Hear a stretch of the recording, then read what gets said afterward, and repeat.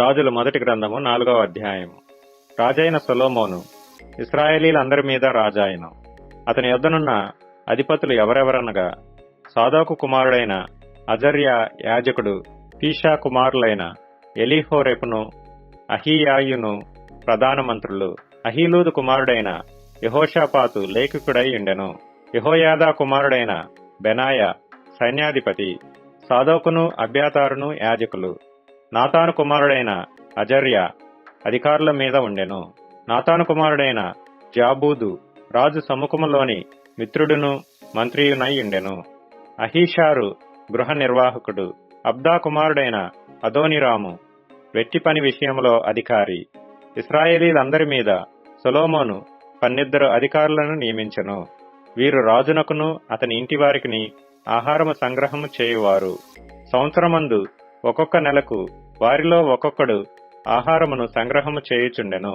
వారి పేళ్లు ఇవే: ఎఫ్రాయిము మన్యమందు హూరు కుమారుడు, మాకస్సులోను, షయల్బీములోను, బెత్షెమెషులోను, ఏలోన్ బెదానులోను దెకెరు కుమారుడు, అరుబ్బోతులో హెసెదు కుమారుడు. వీనికి కోకో దేశమును హెపెరు దేశమంతయు నియమింపబడెను. మరియు అబీనాదాబు కుమారునికి దోరు మన్య ప్రదేశమంతయు నియమింపబడెను.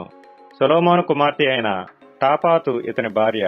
మరియు అహీలూదు కుమారుడైన బయనాకు తానాకును, మెగుద్దోయును, బెర్షెయాను ప్రదేశమంతయును నియమింపబడెను.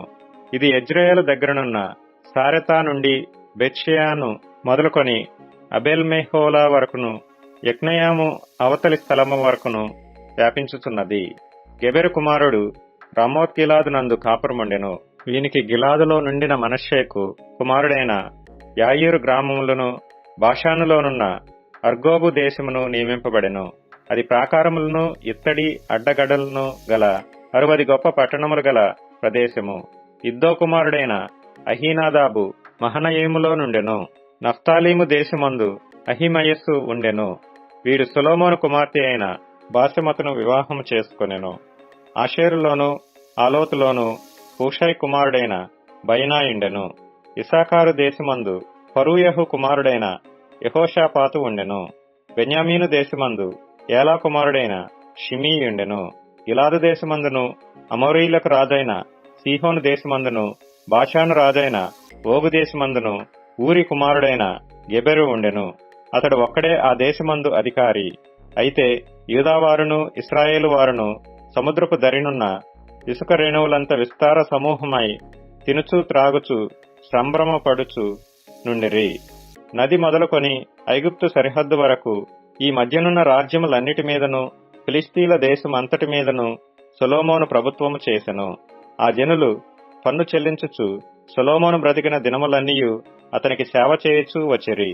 ఒక్కొక్క దినమునకు సొలొమోను భోజనపు సామాగ్రి ఎంతయనగా 600 తూముల సన్నపు గోధుమ పిండియు, 1200 తూముల ముతక పిండియు, క్రొవ్విన ఎడ్లు 10, విడి ఎడ్లు 20, 100 గొర్రెలను, ఇవియుగాక ఎర్ర దుప్పులు, జింకలు, క్రొవ్విన బాతులను తేబడెను. యూఫ్రటీసు నది అవతల తిప్సహు మొదలుకొని గాజా వరకును, నది యువతలనున్న రాజులందరి మీదను అతనికి అధికారముండెను. అతని కాలమున నలుదిక్కుల నెమ్మది కలిగియుండెను.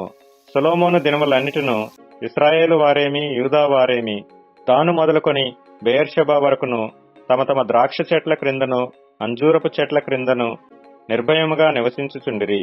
సొలొమోను రథములకు 40,000 గుర్రపు శాలలను, రౌతులకు 12,000 గుర్రములను ఉండెను. మరియు రాజైన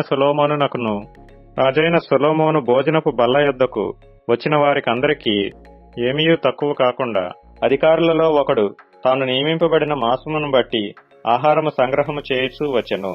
మరియు గుర్రములను, పాటు పశువులను ఉన్న ఆయా స్థలములకు ప్రతివాడును తనకు చేయబడిన నిర్ణయము చొప్పున ఎవలును గడ్డిని తెప్పించుచుండెను. దేవుడు జ్ఞానమును బుద్ధిని వర్ణింపశక్యము కాని వివేచన గల మనస్సును సొలొమోనునకు దయచేసెను. గనుక సొలొమోనునకు కలిగిన జ్ఞానము తూర్పు దేశస్థుల జ్ఞానము కంటెను, ఐగుప్తీల జ్ఞానమంతటి కంటెను అధికమై ఉండెను. అతడు సమస్తమైన వారి కంటెను, ఎజ్రాహీయుడైన ఏతాను కంటెను, మహోలు కుమారులైన హేమాను, కల్కోలు, దర్దా అను వారి కంటెను జ్ఞానవంతుడై ఉండెను. గనుక అతని కీర్తి చుట్టూనున్న జనములన్నిటిలో వ్యాపితమాయెను. అతడు 3000 సామెతలు చెప్పెను, 1005 కీర్తనలు రచించెను. మరియు లెబానోనులో ఉండు దేవదారు వృక్షమునే గాని, గోడలో నుండి మలచు ఇస్సోపు మొక్కనే గాని చెట్లన్నిటినీ గూర్చి అతడు వ్రాసెను. మరియు మృగములు, పక్షులు, ప్రాకు జంతువులు, జలచరములు అను వాటినన్నిటినీ గూర్చియు అతడు రాసెను. అతని జ్ఞానపు మాటలు తెలుసుకొనుటకై అతని జ్ఞానమును గూర్చి వినిన భూపతులందరిలో నుండి, జనులందరిలో నుండి మనుషులు సొలొమోను నద్దకు వచ్చిరి.